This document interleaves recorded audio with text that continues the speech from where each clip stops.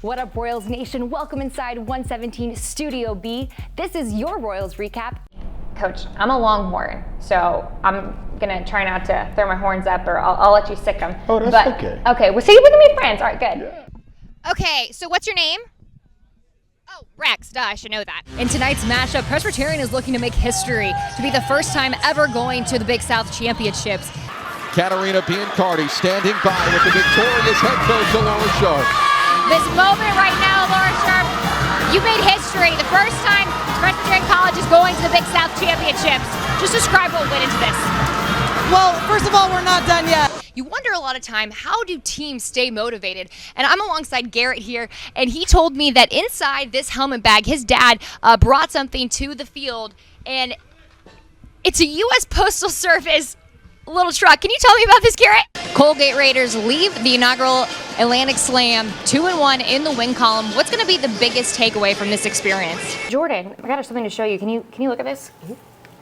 Congratulations on being named ASUN Player of the Week for the women's basketball program for the first time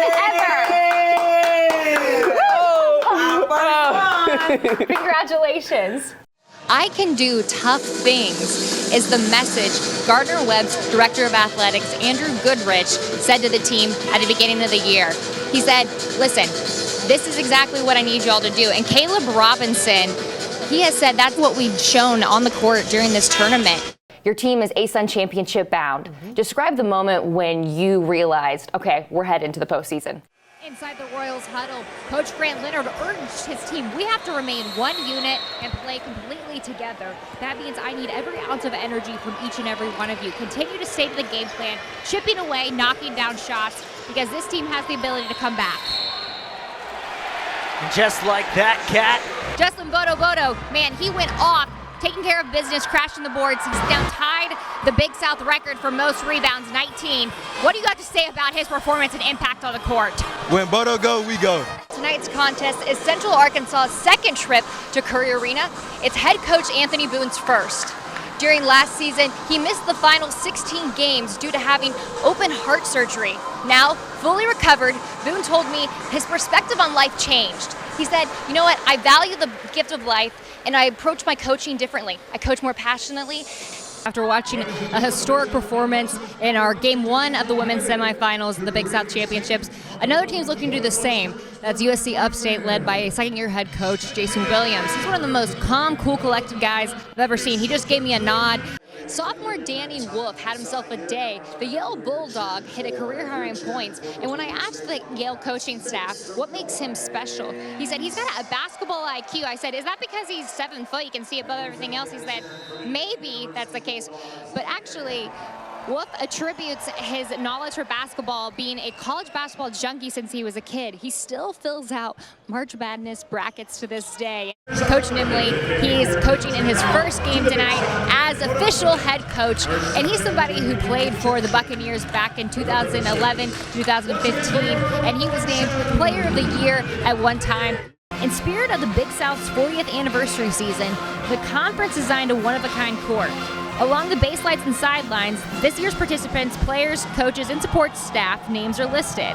And if you look inside those free throw lanes, that features the names of past champions and MVPs. The number 1 seed versus the 9 seed, you're in here as the underdog.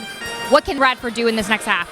It's sweet spot tomorrow. You know why? That's because you can hit it from any spot on the court. That being said, a career high of 27 points. How'd you get the job done? Mike Singletary told me earlier that one of the most important things was keeping a mental, sharp game. Yeah. How did you execute that? Inside Coach Jen Brown's huddle, she told her team, we lost that quarter. She said, it has to be better. These are the type of games where we can develop bad habits, and rather, we have to stay focused no matter what. She goes, the score is cute, yeah, we're up, but our focus and lack of attention to detail has to be better every single game. Longwood is known for their ability to create steals and force turnovers. How will you combat that in the second half? Moments ago, you were saying, man, and looking at your teammates with such emotion. What's going through your mind and heart? After all the standout moments Queens delivered this past month, we can't help but give a Royals recap without a little madness. The season is underway. What value are you looking to make on the court? When someone says your name, words like NCAA champion, North Carolina Tar Heel, top 5 NBA pick in the draft, and a successful pro career associate with you. Another word one can add to that list is the name coach. What's that experience been like? 4 goals, 2 assists. That's not easy, but individually, I want to know, what have you done week after week to improve, to come off the bench and make such an impact?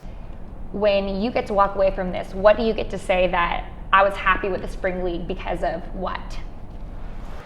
Kat Biancardi settling in for a conversation with Duke Miles. Let's send it to Kat. Duke, you led this team offensively, 20 points.